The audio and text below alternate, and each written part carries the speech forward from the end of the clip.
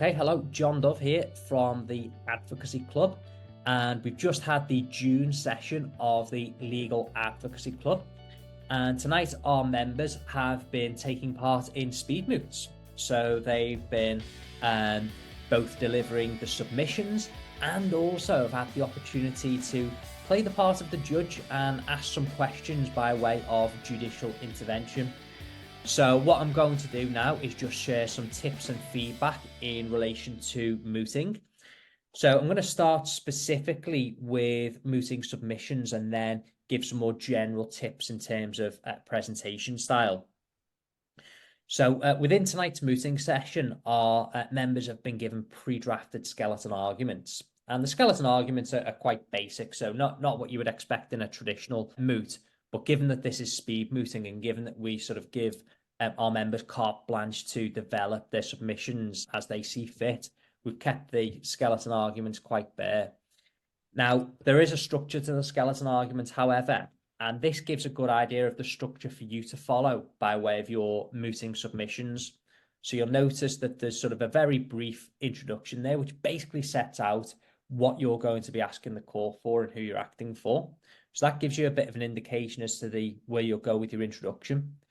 You've then got your main points, so about 3 or 4 points within the skeleton argument and the main body, and that's how you'll develop those through the bulk of your submission. So you might want to follow it in the order that's on the skeleton argument there. And then finally, you've got sort of a conclusion where you're going to be reminding the court of what you're asking the court to do. So in terms of the way in which you'll start, you always need to start your submissions with a salutation. And it's going to be, "May it please the court," or words to that effect. It's simply courteous, and it's just the correct way to start your submissions. You don't really gain anything in terms of a mooting competition by doing so, but certainly you don't lose any points. So make sure you start with that courteous salutation. From there, if you are for the appellant, you'd want to introduce yourself and introduce your opponent, given that this is sort of one-on-one. And also, if you are acting for the appellant, maybe just ask the judge at the start if they want a brief summary of the facts. Sometimes the judge might say, "No, I've read the papers, I'm familiar with the facts," in which case, fine, move on. If the judge says, "Yes, please give me a summary," just make sure that you've practiced a very brief summary so that you can summarize this case into about 30 or 40 seconds so that you're not going to eat into too much of your submissions. So from there, you're then going to jump into your introduction. And as I've mentioned, this is set out on your skeleton argument. And within your introduction, you're simply going to give the court a roadmap as to where you're going. So you'll say, "I'm going to make 3 points, which are as follows, X, Y, and Z." Very straightforward, quick sentence or two, and away you go. And then from there, you're going to jump into your main submissions. So you'll follow them through. And what I like to do is to signpost as you go. So, of course, in relation to this moot, civil moot, and you've had 2 grounds of appeal. So you'd say, "I'm now going to turn to my first ground of appeal," which you'll find at paragraph 2 of the skeleton argument, and then go from there and then develop at that point. Now, what I'll remind you to do is that as you are making any submissions in support of your argument, always back up those submissions with case law, because if you're not backing the points up with case law, it's simply opinion. So back it up with case law, and then you've got sort of authority there. You might find that at certain sections as well, you might be wanting to quote from a judgment that you will be citing.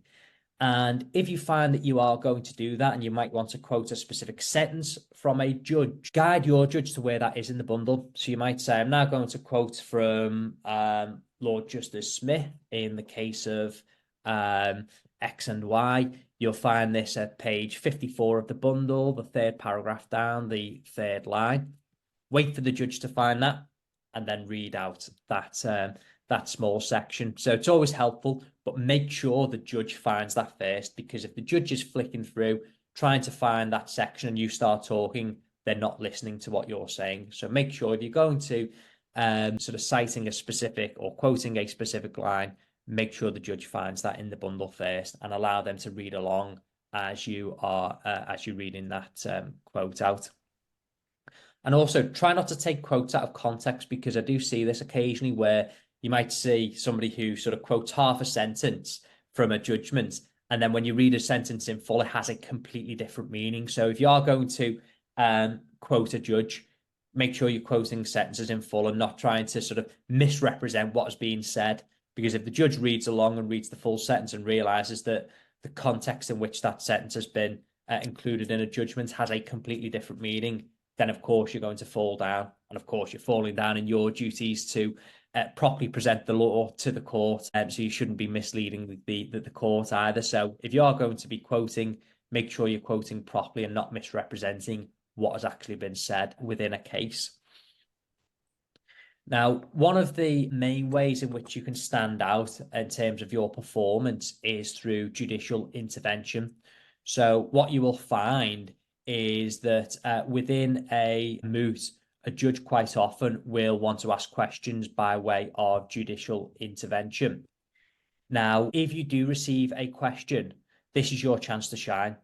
And you can prepare for judicial intervention in advance. Look at where the strengths lie in your opponent's case, look at where the weaknesses lie in your case. And that gives you the opportunity to basically guess where the questions are going to come from. Now, of course, if these are weaknesses in your case or strengths in your opponent's case, naturally there's going to be some difficulties for you there.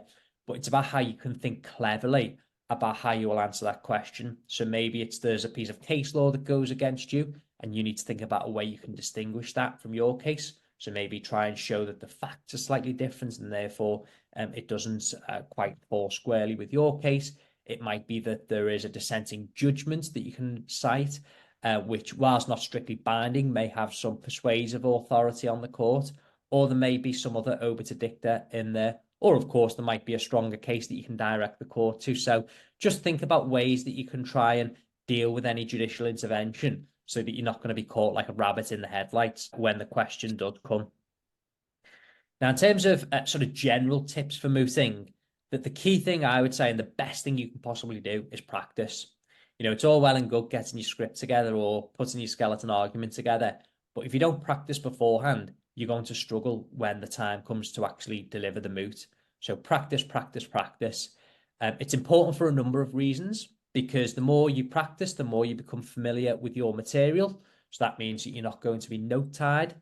And of course, if you're note-tied and you're either looking down at a script like this, or if you're doing an online virtual moot and your eyes can be seen sort of wandering around the screen, then you're not going to have eye contact with your judges. You lose that rapport.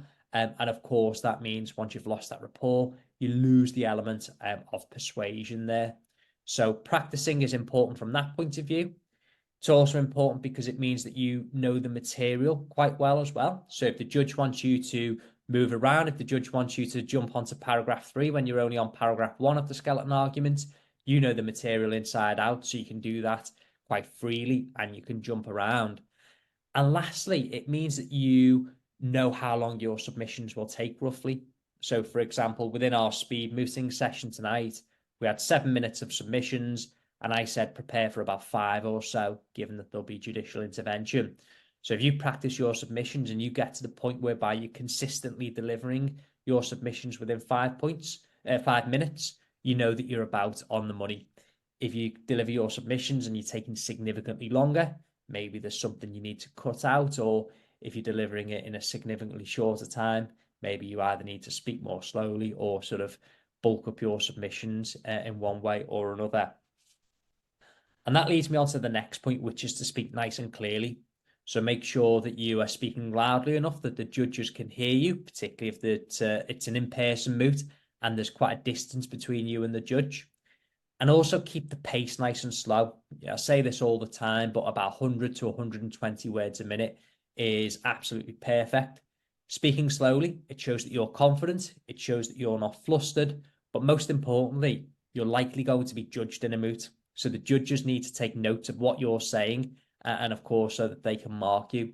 So if you're speaking slowly enough that they can take an accurate note as you're speaking, then that's exactly what you need to do. So follow the judge's pen, make sure that they're not struggling to keep up with you. You don't need to be boring in a moot. So people often think that there's this sort of bar voice that you need to go into. You can be dynamic. Now, of course, it's not going to be as sort of as engaging or as entertaining as a jury speech, for argument's sake. But you can still vary the pitch and the pace. You can still raise the voice for a certain significant point. You can throw in a pause when you've made a significant point as well, just to let that land, let that sink in, and show to the judges that that's a significant point. But the point being is that you don't need to be monotone. You can vary the pitch and pace and ensure that your speech doesn't make the judges go to sleep effectively. So those are some tips in relation to mooting, and I hope you found those helpful.